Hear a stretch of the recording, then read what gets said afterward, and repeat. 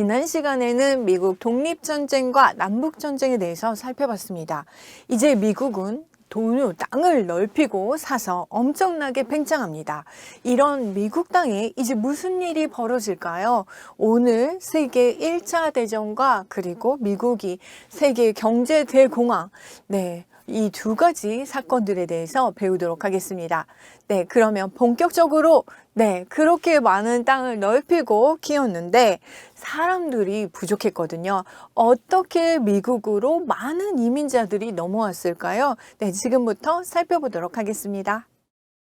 당시에는 미국이란 이 나라 너무나 멀죠. 대륙이랑 지금 유럽이랑 떨어져 있는 거리가 6,000km가 넘습니다. 2달이나 걸리고요. 그렇지만 이제 유럽 쪽은 제가 지난 시간에 얘기했는데 나폴레옹이 나오고 이제 막 전쟁으로 계속 힘들어지는 시기가 됐습니다. 그러고 경제뿐만 아니라 종교적인 자유 이런 것들을 찾아서 미국으로 넘어가려는 사람들이 생겼는데요. 그 중에서도 이민 회사 이런 것들이 엄청 많아졌습니다. 왜냐하면 이 신내륙 땅덩어리 지금 넓은데 사람이 없습니다. 너무 없어요. 이 땅을 일구고 경제 활동을 할 사람들이 너무나 부족했기 때문에 유럽 대륙에 있는 사람들에게 선전 포스터 같은 거 막 돌렸습니다. 여기서 일하면 4년 동안 땅 열심히 하면 니네 땅 여기 가지고 그리고 자유인이 되게 해줄게 뭐 이런 것들도 되게 많았고요. 그래서 미국으로 배를 타고 건너간 사람들이 엄청나게 많이 생겼습니다. 모든 사람들이 이것을 아메리칸 드림이다. 기회의 땅 미국에서 아메리칸 드림을 이루고 성공하자라는 공식이 성립하면서 굉장히 많은 사람들이 넘어왔습니다. 그러면 아메리칸 드림이 뭔가 한번 살펴보겠습니다. 아메리칸 드림은 바로 이곳에서는 기회만 있으면 다른 능력이나 이런 것만 있으면 본인이 노력하면 성공할 수 있다라는 그런 믿음이 바로 아메리칸 드림인데요. 그러면 유럽에서는 안 되냐? 유럽은 아직 계급사회죠. 그래서 왕이나 귀족들 빼고 나머지 평민들은 열심히 일해봤자 올라갈 수 있는 한계가 있습니다. 가장 좋은 거는 법률관이 되는 거였어요. 그러면 이제 왕실이나 이런 데서 고문 변호사나 이런 일을 하는 게 시민 계급이 올라올 수 있는 가장 높은 직책이었어요. 그거 말고는 나머지는 정말 부르주아 계층도 생겨나긴 했어요. 돈은 많으나 그러나 사회적으로 인정받지 못하는 이런 것들이 있었기 때문에 미국으로 넘어와서 이곳에서는 여러분이 열심히 하면 모든 걸 다 얻을 수 있다. 이것이 바로 아메리칸 드림이죠. 이런 것들을 대표적으로 보여주는 작품이 있습니다. 바로 피츠제럴드의 작품인데 위대한 개츠비 혹시 보셨나요? 이 작품에 보면 주인공이 어떤 일을 했는지 모르겠지만 어쨌든 성공을 해서 열심히 돈을 쓰고 파티를 하는 이런 모습들을 잘 볼 수가 있는데요. 어떤 방법이나 수단을 가리지 않고 나만 열심히 노력하면 성공할 수 있다는 걸 보여주는 작품이고요. 또 피츠제럴드의 또 다른 작품이 있는데 This Side of Paradise라는 작품이에요. 낙원의 이쪽이라는 작품인데요. 이 작품도 성공하기 위해서 어떤 방법을 가리지 않고 올라가는 이런 모습들을 보여주고 있습니다. 해밍웨이와 피츠제럴드 굉장히 친한 친구 사이였고요. 피츠제럴드가 사실 먼저 성공해 있었고 해밍웨이를 도와주기도 했습니다. 작가로서 출판 일이나 이런 것들 다 돌봐준 사람이 피츠제럴드인데 나중에 싸워서 둘이 잘 되지는 않았습니다. 어쨌든 피츠제럴드는 해밍웨이와 같은 시기를 살았고요. 1차 세계대전 끝나고 나서 이런 성공을 위해 노력하는 이런 것들을 작품 속에서 많이 보여줬습니다. 그런데 제가 이 두 작품 말고 또 하나 아서 밀러의 세일스맨의 죽음이라는 작품이 있는데요. 여기서는 죽어라 이랬는데 성공하지 못하더라. 아메리칸 드림으로 성공하기는 너무 어렵습니다. 근데 특히 흑인들에게는 어땠을까요? 더 했겠죠. 노예 해방을 하긴 했습니다. 그런데 흑인들은부터 그 뒤부터 자유인으로 삶을 누렸을까요? 아니요. 더 큰 고통과 차별을 받았습니다. 영화에서 혹시 보셨나요? 버스를 타면 흑인들 좌석은 뒷자리에 있고 화장실도 흑인 전용, 백인 전용 화장실이 달랐고요. 기회가 다른데 어떤 어떻게 성공할 수 있겠습니까? 이미 벌어진 환경, 판이 다른데 어떻게 성공할 수 있겠습니까? 그래서 이 노예 해방이 있기 전까지 흑인들은 굉장히 어려운 힘들게 살았고요. 특히 이제 남부에서 있던 흑인들은 어땠을까요? 노예가 신분이 해방이 됐기 때문에 너희는 그럼 이제 농사를 짓고 니네가 해라. 근데 땅이 없어요. 돈도 없어요. 아무것도 할 수 없어요. 그래서 소작농으로 전락합니다.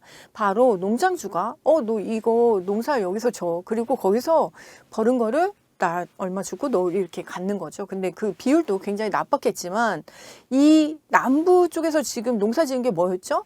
담배, 그 다음에 면화, 그 다음에 뭐 이런 거였잖아요. 먹는 게 아니에요. 먹는 게 아니에요. 흑인들이 정말 어려울 수밖에 없고 계속 가난과 가난이 연속되고요. 흉년이 되면 농사가 잘 되겠습니까? 아니죠. 완전 빚쟁이로 전락하고 힘들어지죠. 그래서 상당히 많은 흑인들이 북부로 갔습니다. 그런데 이번에는 싼 임금 때문에 공장에서 이것도 노예 생활이나 마찬가지인 생활들을 하게 됩니다. 그리고 이 차별이 너무 심했기 때문에 정말 화장실을 따로 쓴다는 거 저는 좀 말이 안 되는데 물 마시는 거, 손 닦는 거 이것도 다 분리가 됐습니다. 남북전쟁이 끝나고 100년 후인 1965년이 되어서야 흑인 인권보호 법률이 입법됩니다. 기회가 균등하지 않은데 어떻게 아메리칸 드림이 공평합니까? 그렇지 않죠. 그래서 어쨌든 미국은 유럽과는 달리 이 전쟁의 소용돌이에서 좀 벗어난 듯 했지만 이제 또다시 전쟁에 휘말리게 됩니다. 네, 이 전쟁 알아보도록 하겠습니다. 세계대전입니다. 1차 세계대전. 왜 세계대전이라고 하죠? 한 나라 싸운 게 아니야. 이거 팀별로 먹고 팀끼리 싸운 거죠. 그래서 이 팀끼리 싸우는데 도대체 왜 싸우냐? 그동안은 식민지 약탈, 특히 영국 같은 데 굉장히 식민지 약탈 많이 했죠. 그런데 이게 약탈하고 정복하고 엄청 많이 했는데 후발주자가 나옵니다. 유럽에서 일장은 누굽니까? 제가 봤을 때는 영국이 일장이고 그 다음 뒤에 후발주자 누굽니까? 네, 독일이죠. 독일이 제가 다음에 괴테편에서 말씀드리겠지만 독일은 그때까지 나라가 없었어요. 300개로 쪼개져 있는 그런 나라였어요. 근데 원래 잘 싸우는 사람들이에요. 그래서 이 사람들이 뭉치는 걸 주변에서 반대했었는데 드디어 비스마르크가 나오면서 독일이 힘이 세집니다. 식민지를 먹고 싶은데 이미 영국, 프랑스 다 먹어버렸어요. 그래서 식민지가 없으니 화학, 기술, 교육 이거 해라 해가지고 엄청나게 투자를 합니다. 그래서 독일에서는 노벨 과학상 이쪽에 전체 노벨상의 30%가 다 독일인이에요. 그리고 경제도 지금 굉장히 잘 돼 있고 수학 공부, 교육 굉장히 필수를 시킵니다. 어쨌든 이렇게 해서 나라가 부강해지자 싸워보자 해가지고 이제 싸움을 하게 된 것이 바로 세계대전이죠. 식민지 시장 쟁탈전입니다. 영국은 이미 많이 가지고 있었는데 이상하게 C자로 시작하는 나라들이 많아서 3C 정책이라고 하고요. 독일은 B자로 시작하는 나라에서 3B 정책이라고 하는데 이 두 나라가 겹치는 부분이 있어서 싸우게 됩니다. 그러면 어떤 것이 시발점이 됐는지 한번 보도록 하겠습니다. 당시 유럽에서 이 유럽의 화약고로 불리는 곳이 있습니다. 바로 발칸반도인데요. 여기는 이제 크로아티아도 있고 보스니아, 세르비아 이런 슬라브족들이 많이 있었는데 원래는 이곳이 오스만 투르크가 지배해 있었는데 오스만 투르크를 몰아내고 이제 슬라브족들이 그냥 잘 살고 있었는데 러시아가 틈틈이 노리고 있었어요. 그런데 바로 이곳에서 사건이 하나 터집니다. 바로 어떤 사건이냐면 바로 오스트리아 황태자 부부가 암살되는 사건입니다. 사라예보 사건인데요. 이 발칸반도 러시아가 틈만 나면 기회를 노리고 있었는데 더 빨리 움직인 사람들이 있었습니다. 누굽니까? 바로 오스트리아. 오스트리아는 헝가리를 먹었고요. 그 다음에 밑에 있는 나라까지 다 사라예보까지 먹게 된 거죠. 그래서 이거 어떻게 된 거야? 우리가 이렇게 먹으려고 했는데 하고 있을 때 세르비아계 청년이 바로 황태자 부부가 시찰을 나왔을 때 총을 쏜 거죠. 네, 원래 나라를 정복하면 네, 가서 순찰하고 이런 거 인사 같은 거 하잖아요. 그런데 이때 황태자 부부를 보냈는데 네, 총성이 울리면서 막 이 사건이 터진 거죠. 그래서 오스트리아, 그 다음에 이쪽 위에 있는 독일 이렇게 편을 먹었고요. 또 반대쪽 편은 러시아, 그 다음에 영국, 프랑스 이렇게 또 한 편이 되었습니다. 이 전쟁의 양상 한번 살펴보도록 하겠습니다. 이제부터는 세계대전이 종교 때문에 싸우는 거, 명예 때문에 싸우는 거 이런 문제가 아니라 우리나라에 이익이 되면 붙는 거예요. 그래서 제가 이제 두 양쪽의 나라들을 비교해 볼 텐데요. 이 나라가 왜 이쪽 편에 있지? 이쪽에 있어야 되는 거 아닌가? 이런 생각이 들지도 모르겠습니다.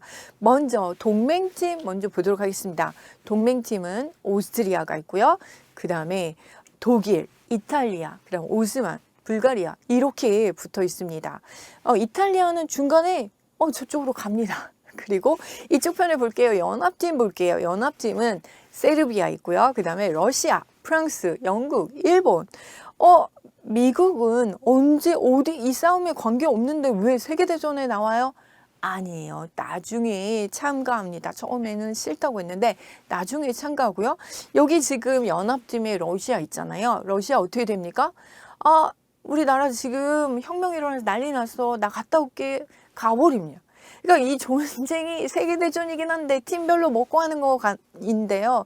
이쪽 편에 있다 이쪽으로 가기도 하고 중간에 나가기도 하고 새로 들어오기도 하고 이렇게 해서 전쟁이 시작됩니다. 근데 이 전쟁 금방 끝날 줄 알았어요.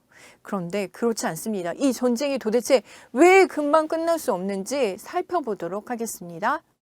당시 전쟁이 났다라고 하니까 많은 젊은이들이 너도 나도 나가겠다고 했어요. 너무 좋아서 소풍 가듯이 전쟁이야, 나가 이렇게 된 거예요.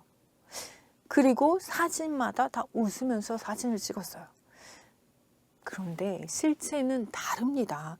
이거는 이제 이 전쟁은 우리가 전 시간 전쟁이 뭐였죠? 남북전쟁까지 봤죠. 이때만 해도 제가 총이 한 발 1분에 한 발, 두 발 이 정도밖에 못 쏜다고 하는데 여기서부터는 기관총이 나와버립니다. 기관총이 나오고요. 그리고 그냥 이렇게 서서 이렇게 서 있다가는 그렇게 라인 배틀을 했다가는 기관총에 다 죽습니다. 너무나 참혹하게 하루아침에 몇만 명이 죽는 사건이 일어나죠. 이 전쟁이 이렇게 무서울 줄은 처음엔 상상도 못했습니다. 어쨌든 지도를 보시면 지금 독일이 굉장히 싸움을 잘한다고 했죠. 영국하고 독일은 완전 일장이에요. 근데 얘네들이 싸우는데 누가 이길 것 같습니까? 저는 독일이 탱크도 만들고 진짜 잘 싸울 거라고 생각했는데 독일은 불리한 게 한 가지 있어요.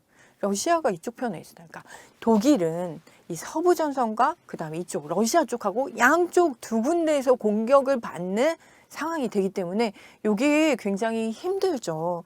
그런데다가 이제 밑에 쪽도 그러니까 독일을 둘러싼 나라가 9개나 돼요. 그래서 독일이 그렇게 통일하지 못한 이유 중에 하나가 독일이 커지면 주변국들이 힘들어지니까 다 반대하는 거죠. 독일을 한다는데 다 반대해요.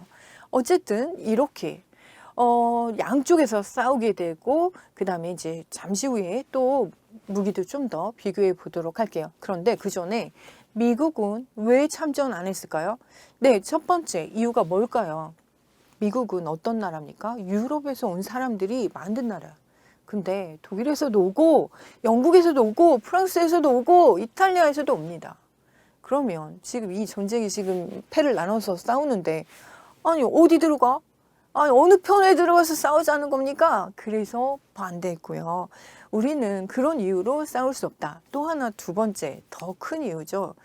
바로 산업혁명이 시작되고 공장이 지금 북부에 엄청 많아요. 여기다 뭐 짓습니까? 지금 무기 공장 만듭니다.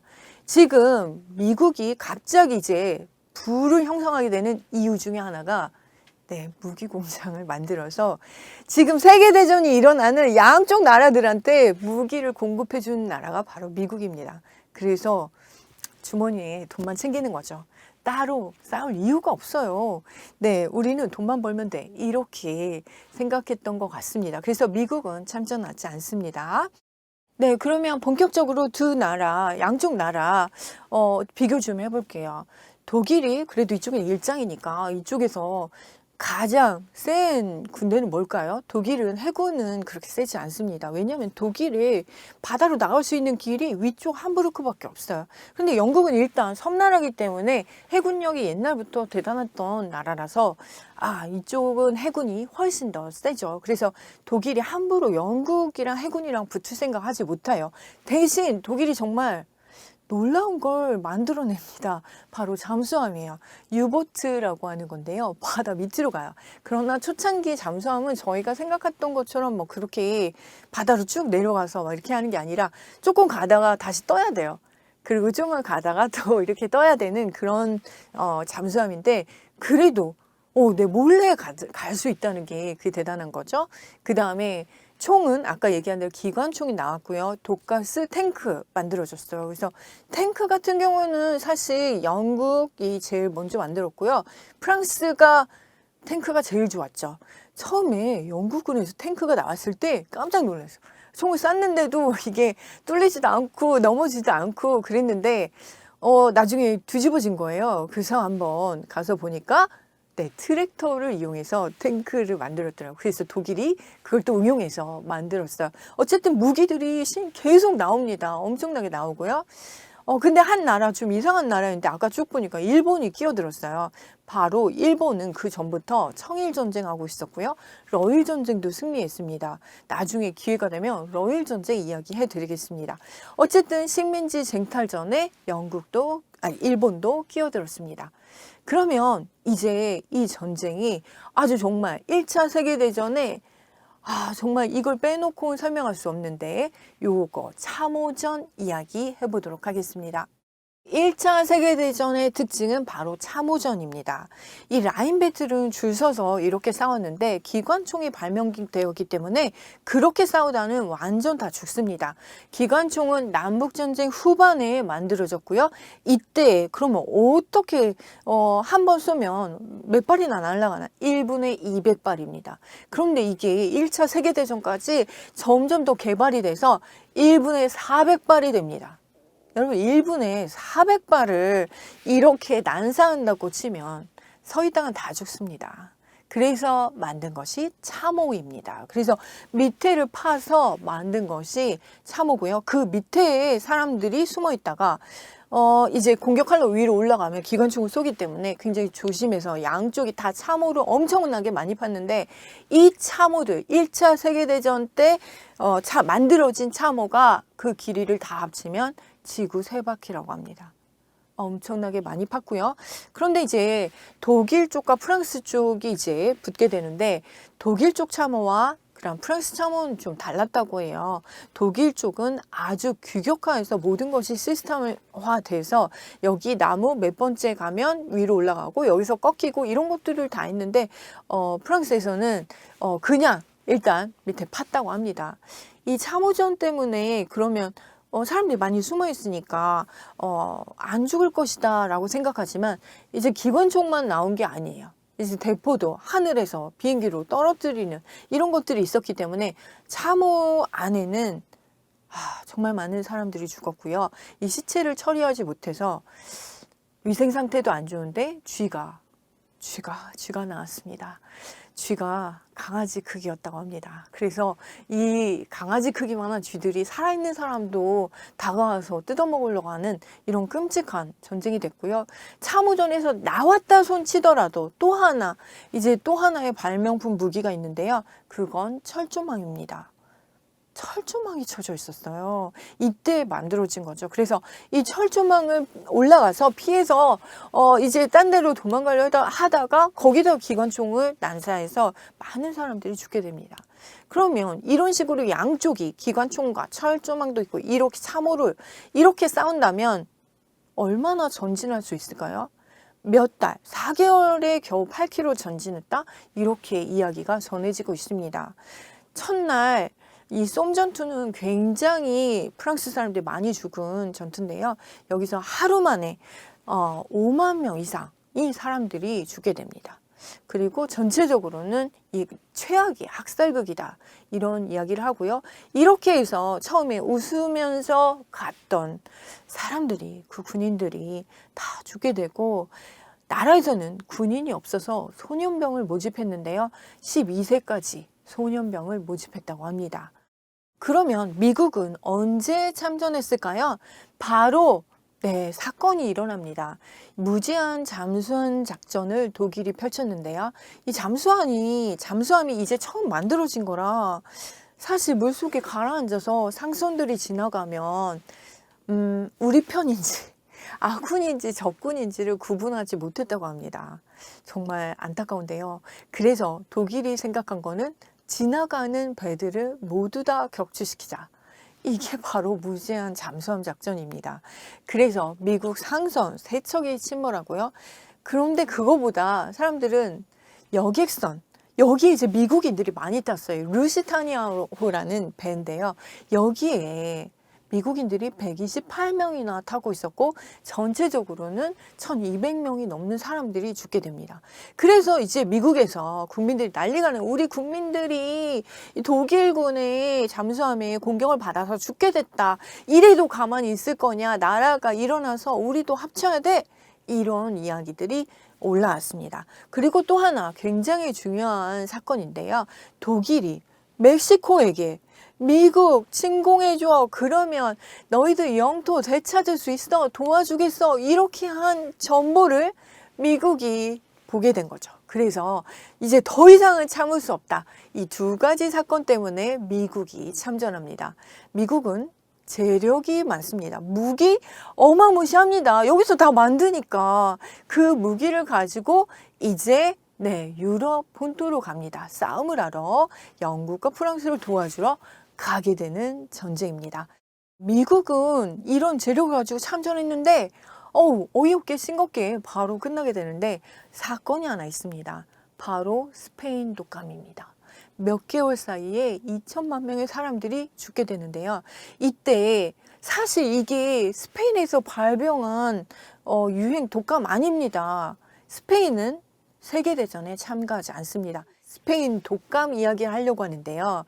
이거는 미군 부대에서 먼저 나온 거예요. 서부전선에서. 서부전선 쪽이면 이쪽이죠. 영국, 프랑스 이쪽과 맞붙어서 싸움을 하는 미군 부대에 4만 명이 넘는 사람들이 희생이 됩니다. 이 스페인 독감 우리나라 사람들도 14만 명이나 사망했습니다. 어쨌든 그래서 이거를, 그런데 미군 부대에서 이걸 이야기할 수 없어요. 지금 한창 전쟁 중인데 우리 스페인 독감 때문에 많은 사람이 죽어 이러면 갑자기 싸우려던 군인들 다 지금 의욕을 상실하죠. 그래서 싸움을 하지 않는 스페인에서 오히려 여기는 방송하는 거죠. 지금 스페인 여기 독감 일어나가지고 막 세계대전을 하고 있는데 막 죽고 있다. 스페인에서 계속 방송하고 보도하고 신문에 내니까 이걸 스페인 독감이라고 부르게 된 거고요. 그래서 이것이 알려지게 되면서 얼른 전쟁이 종식하게 됩니다.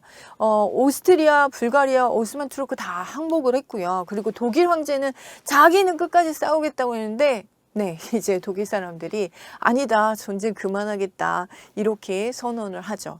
그래서 이제 베르사유 조약을 체결하게 됩니다. 이거는 굉장히 불평등 조약이고요. 어떤 건지 한번 살펴보겠습니다. 프랑스 파리에 베르사유 궁전이 있습니다. 이 궁전에서 이제 독일 너희가 졌으니까 그동안 이거 다 모든 배상금, 전쟁 배상금 다 내. 그리고 네가 가지고 있던 식민지 이거 다 반납해. 이렇게 한 거죠. 이제 이 나라들 자유국가 돼야 돼. 이렇게 하면서 사실 영국, 프랑스, 미국 뭐 이런 나라들이 가지고 있던 것들은 그냥 다 가지고 독일에게만 이 모든 것을 다 전가하고 니네가 전쟁 시작했으니까 이렇게 라고 한 조약이 바로 베르사유 조약입니다. 전쟁 후에 그러면 어떤 특징이 있었을까요? 전쟁 후에는요, 남자는 전장으로, 여자는 공장으로 이런 구호들이 있을 정도로 전쟁 중에 여자들도 많이 일을 했습니다. 그래서 여건이 굉장히 많이 경제력이 생기기 때문에 발언권도 높아지고 그래서 여성들에게도 선거권을 달라 이런 것들이 생겨났고요. 또 지금 여러분들 혹시 살 빼느라고 다이어트하고 뭐 이런데 필라테스 하시죠? 바로 1차 세계대전 때 기관총이나 대포 이런 걸로 맞아서 부상당한 이런 사람들을 재활치료하는 운동이 바로 필라테스였습니다. 그리고 이때 만들어진 게 성형수술이죠. 이거 너무 막 몸이 막 이렇게 다 함몰되고 이런 일들이 많이 일어나기 때문에 이때부터 플라스틱 서저리라고 하죠. 이런 수술들이 시작됐습니다. 그리고 초콜릿. 네, 지금 우리가 먹는 액체가 아니라 고체 초콜릿. 그전에는 액체 초콜릿이 있었고요. 생리대도 이게 뭘지 너무나 많은 사람들이 피를 흘리기 때문에 펄프로 지혈을 해봤더니 너무 좋은 거예요. 그래서 이거 나중에 여성 생리대로 됐고요. 또 그때 장교들이 입었던 트렌치 코트 이런 것들도 유행하기 시작했습니다.